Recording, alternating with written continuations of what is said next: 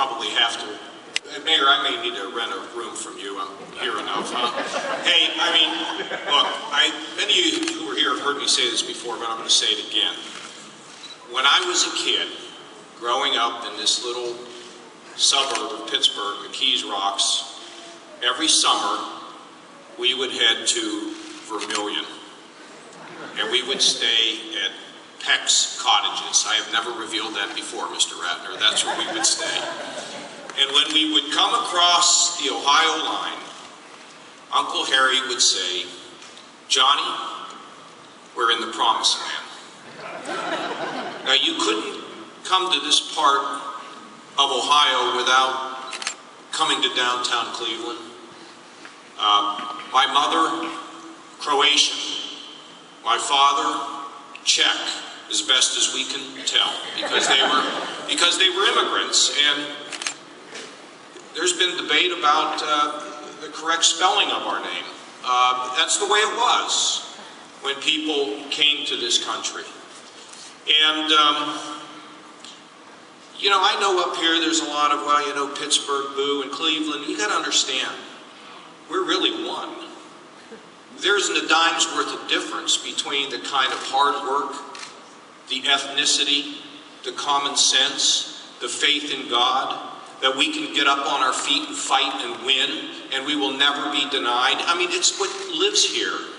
It's what breathes here in this city. I've been here, I don't know how many times, well over 100 times. And when I was first elected, I came up here. We had a great deal at the Rock and Roll Hall of Fame, and I promised people that I was going to do everything I could to partner with the leaders here to make this just as great a city as we could find anywhere in the world. I've developed a wonderful relationship, and I like to think friendship, with a man who came from the neighborhoods. He's shy, he's effective, he's determined, he's demanding, and he's my pal, and his name is Frank Jackson.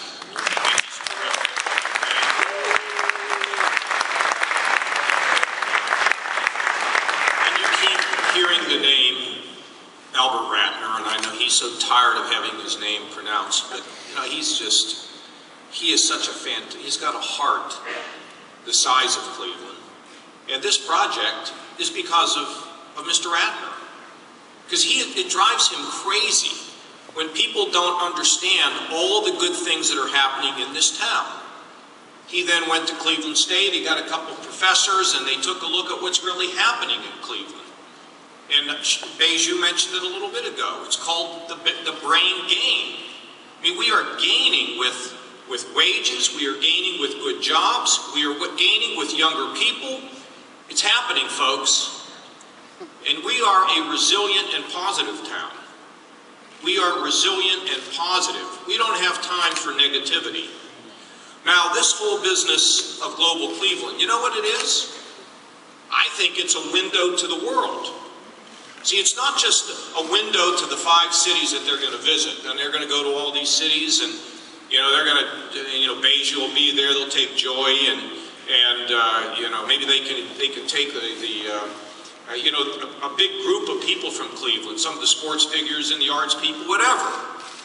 But they're going to go to these 5 cities and they're going to knock the cover off a ball. Because, listen, I used to work in Washington, okay? You sit on the 14th Street Bridge for about 2 hours to go to work. It costs a fortune to live in that town. Did you hear that story about that family? They got out of their tiny little condominium and moved here. Did you see that house? I mean, it's beautiful, isn't it? It's fantastic, and that's what you get when you come to Cleveland. You get great art, you get a great job, you get a great cost of living. I'll tell you what you really get. You get fantastic neighbors, because we are neighbors in Cleveland. We love one another, and we support one another, and we embrace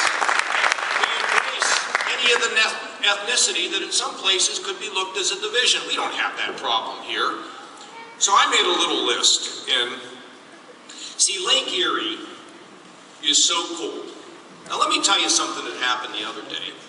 I probably shouldn't say this, but we're among friends. The Corps of Engineers of the United States of America dredges the Cuyahoga County River. And they dredged some things out of that river, not very good stuff. They wanted to dump it in the lake. You know what we told them? You jump in the lake, because you're not putting that stuff in the lake. And after a long fight, they agreed, and they're not going to dump that in that lake and pollute that lake, and we're going to protect it, because it's a crown jewel. It's a crown jewel up here. We got that Shoreway project going, right, Mayor? Wants to slow everybody down so they can get a good look. Somebody said, well, wait a minute, we got to speed traffic up. I said, they don't understand the mayor. We want to slow them down so they'll buy some coffee and get some donuts and some pizza. Am I right, Mayor? And, I mean, I remember standing on the hill with the mayor just looking at the panorama of this great city, which has such great history connected to it. I mean, folks, just go and look at some of these buildings. I came up here for the mayor's first, well, I guess it wasn't his first, one of his many State of the City addresses, and it was in Public Hall, which I think is a phenomenal place. So I'm sitting there with this guy at lunch, and he said, you see that balcony up there? I said, yeah. He said, well, when I was a kid, I snuck out of my home. I climbed down the drain pipe, showed up here at Public Hall, and was up in that balcony, and I watched the Beatles.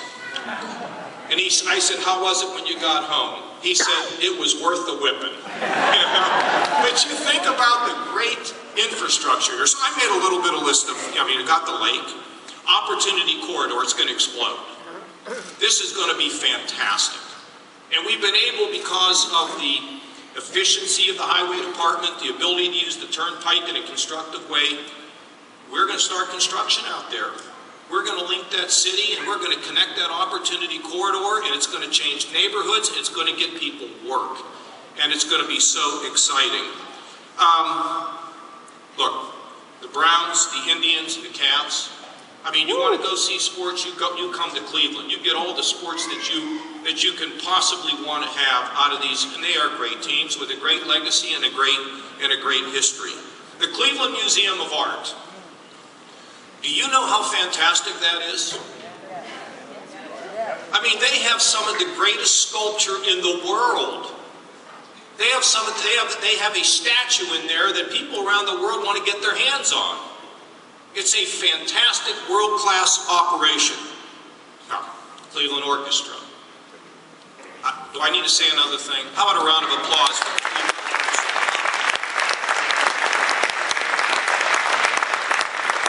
You know, the Rock and Roll Hall of Fame, we were up there, I was just here with my press guy, and we were landing in the plane. We came up on our King Air, and the guy was saying, well, there was ice forming on the plane, and Robbie looked at me and he said, you know, the ice is forming on the tips of our wings. I needed a warning. I thought of everything. Pink Floyd, they were just on display at the Rock and Roll Hall of Fame.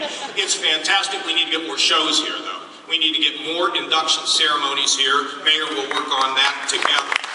And the Science Center, the Metro Parks, which we've been, as a state, able to return to where they belong, to the city of Cleveland. And it's going to be a fantastic effort to develop it. The West Side Market, of course, John mentioned the Flats, Botanical Gardens, and then Alex Macheski's Cultural Gardens. If I didn't say that, I couldn't come back to Cleveland if I didn't mention them. And of course, Playhouse Square, how cool is that? So, folks, and then I was kind of thinking about University Hospital, the Ahuja Center. Minimal, non-invasive surgery right here, Phil, just saw Tom Senti yesterday. Cleveland Clinic. They come from all over the world to go to the Cleveland Clinic. It's just so fantastic. Metro, becoming a significant part of this community in ways that people admire. And then the jobs, Vitamix, Alexander Mann, Alltech Medical, Nestle's, I mean, we can go on and on about that. But you see, this whole global Cleveland is going to tell a story far and wide. We're going to tell the story in America, but we're going to tell the story around the world. And we're going to tell people specifically and answer their questions about the resurrection of this great city, because it is exactly what is happening in Cleveland today. And it's happening because there's such a partnership. All the folks they showed when they flashed through and enlarged the photographs of the people on that screen, they're all participating. The Cleveland Foundation, Ron Richard, what the mayor's done, what Mr. Ratner's done, what the labor unions have done inside of the schools. I mean, it is an awesome combination of people, the great companies at the Eaton Corporation and Sherwin-Williams, and well, there's so many of these big companies here, and entrepreneurship. Hey folks, the best is yet ahead. There's so much more that can happen in our state. We've risen, there's no question about it. We have risen. But when you think about Ohio, as my friend John Miner likes to say, we're really only scratching the surface. We've got the people, we've got the diversity, we've got the scale, we've got the initiative. We have everything that it takes. And Global Cleveland is going to be an example and a model for what we can do throughout this state to send a message about our beloved Ohio and our great and fantastic Cleveland. Thanks for allowing me to have a few minutes with you, and God bless.